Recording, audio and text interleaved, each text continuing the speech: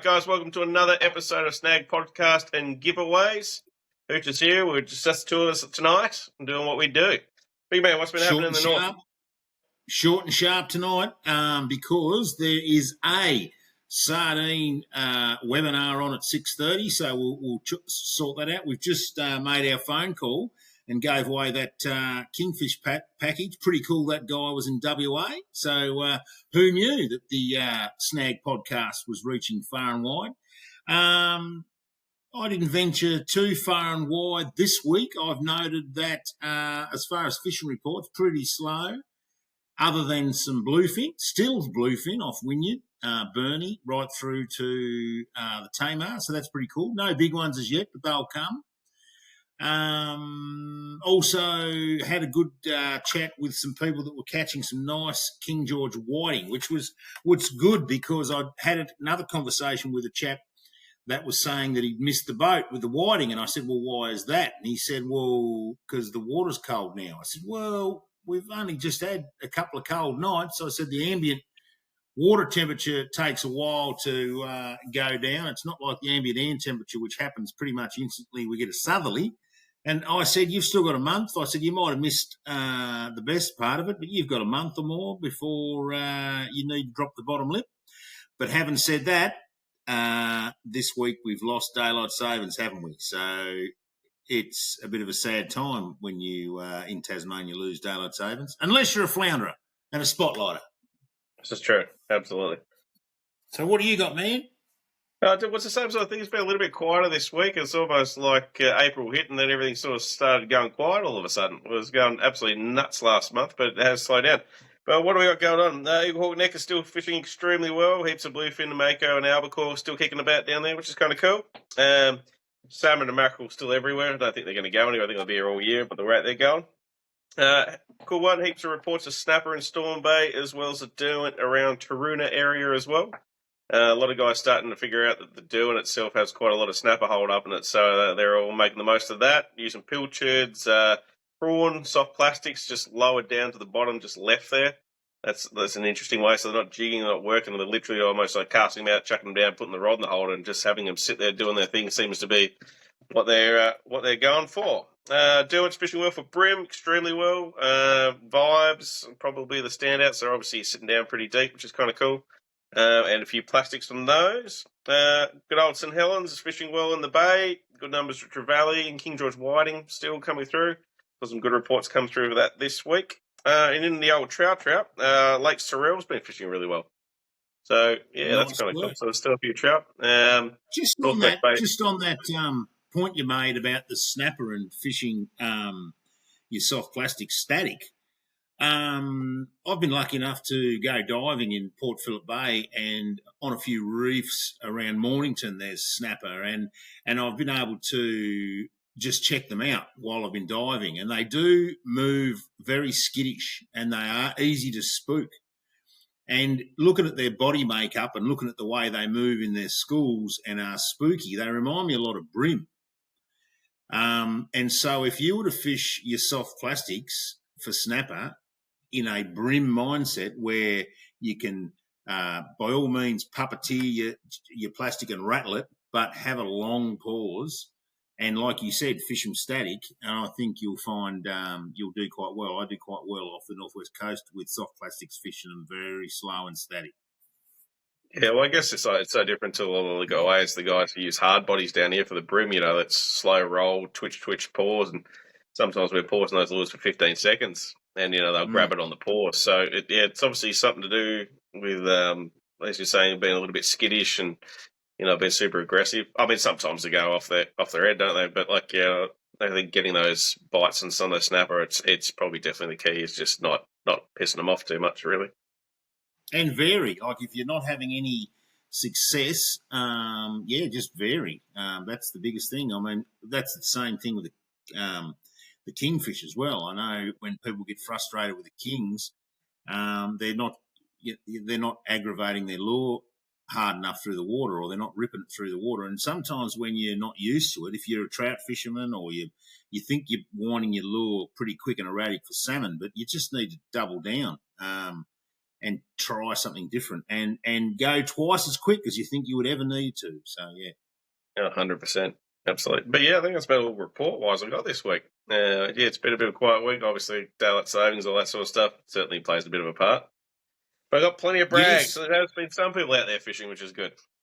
Cool All right, over as. to brag board. Young Joe Widdock with a stonking brown trout from Sorrel. That's a cracking fish, 60.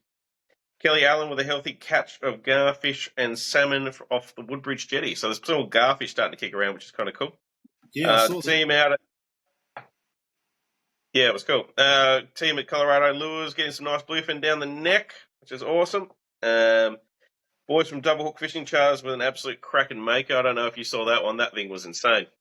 No, I didn't see that. Awesome. Yeah, awesome photo of the at the back of the boat. The mako strung across the back on someone's lap, I think it was. It looked awesome. I'll have to look. Ross Hubb is with Deegan Madden and Ethan Hubbard smashing the tuna up the north, which is kind of cool, as you were mentioning before. What else we got? Ross Barr with some awesome snook. He was pretty happy with those. They were decent snook. Or longfin pike, or is it shortfin pike, the big one? I think shortfin pike. Awesome fish. Ranil Achilles, I think that's how you pronounce his name. Apologies if I completely butchered that. With an awesome bluefin in the south on spin gear. Those guys are out there spinning for him, I think, and doing a bit of trolling, so awesome work there. Johnny Dodd with a cracking snapper. And the big man himself, Trent Clifford, with a stonker big snapper as well. So there's some big snaps starting to kick around down here, which is cool. So I think people over the next few years will start to suss that out, and it'll be probably one of the best little snapper fisheries going around down here. Nice work. Yeah, it's getting stronger and stronger, and it's really good to see that people are opening their mind to fishing at anchor and getting their burley right and setting the traps for the snapper. And it's, it's good to see. I did also see that your phone rang during the podcast, so that will be a beer at after. Yeah, well, it is what it is. Hopefully we can somehow get that out of it, but we'll figure it out. No, leave it in there because that will mean that That's right. It's phone number on there. I don't know who it was. Feel free to call. You owe me a beer after if we get to after this year. Also, just on a bit of another thing, I don't know. Did we talk about last week about the captain from Florida that jumped on that young kid's boat and carried on fit to burst? I can't remember. No, I didn't talk about it. He was a bit of a wanker, wasn't he? Yeah, but let's just tease that out because that was earlier on in the week, and he got very aggressive. And I mean, he hasn't done himself any favours. Like really a jerk. Yeah, the young kid was a bit lippy to start with, and he did fold up when he jumped on his boat. But that guy had no right to carry on like that or jump on that young. He was only a young kid. But here in South Australia, you may not have seen it. Here in Australia, back in Australia, in South Australia, you may not have seen it, but there was a group of adults that cornered some kids that were fishing on a bit of water that's a public space. And just because they don't like it, it's one of these areas where there's a man-made water area where they have housing, like not a retirement home, but like it's a development, and there's a lake they've made, and there's carp in it, and kids like to go and catch the carp, and it's been something that you do in South Australia growing up as kids. Anyway, these 8 to 9 adults cornered these kids, grabbed their gear, threw their gear, manhandled the gear, abused these kids. And to their credit, they were young kids. Like they would have been 12, maybe 14. They were cool, calm and collected. They weren't baiting them. They weren't cheeky. But I tell you what, when you see the footage, if you're not a recreational fisher and outraged at the way that they are carrying on, and unfortunately, these are the things that we have to be wary of in rec fishing. So if you see anything similar, please let us know because, we're not going to stand up for it. It's the thin end of the wedge. That's a bit of a favourite saying, the thin end of the wedge. And if we let people get away with it, it'll ramp up. But I think the fancy word for it is amenity. And that means our fishing amenity means places we can go and we're allowed to, or places we can fish. And if we lose places to fish, we lose amenity. Well, I saw similar things happen, not so much these days, but back in the day, youngsters down at Browns River trying to have a bit of a fish, and they'd sort of go up there and not necessarily go on the golf course, or they take their kayaks up the river that goes up past Browns River, and some of the golfers have stopped and have a yak to them and will be happy for them and stuff and say, good job, boys. And, then you get these other guys that would just carry on like absolute idiots about it, and like come out of their houses and scream at them and stuff. And, I remember once I was fishing up there with Al McGlashan. He was doing a course, and we were sitting there having a bit of a go, and one of the youngsters that was fishing was just a little bit ahead of us, and this lady came out of the house and just started abusing him. And we were on the other side of the river, so he was not on her property or anything like that. And she was going absolutely nuts until I walked around the corner with Al. And she's like, started abusing us. And we're like, that's all right. We'll just call the cops, darling. Don't worry. You just go back inside. Anyway, yeah, we did. We called the cops on her and got her address and sent the police over to her. And then they gave her a bollocking because she had no right to do that. That's right.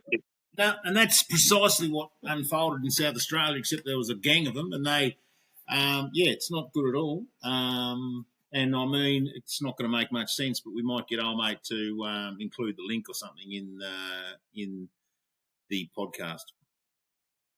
Absolutely. Good idea. All right, too easy. All right, guys, don't forget www.snag.com.au, grab yourself a membership, and you can win some awesome prizes and help us do what we do. No worries at all. And the sardine webinar. Enjoy your sardine talk. 8 minutes.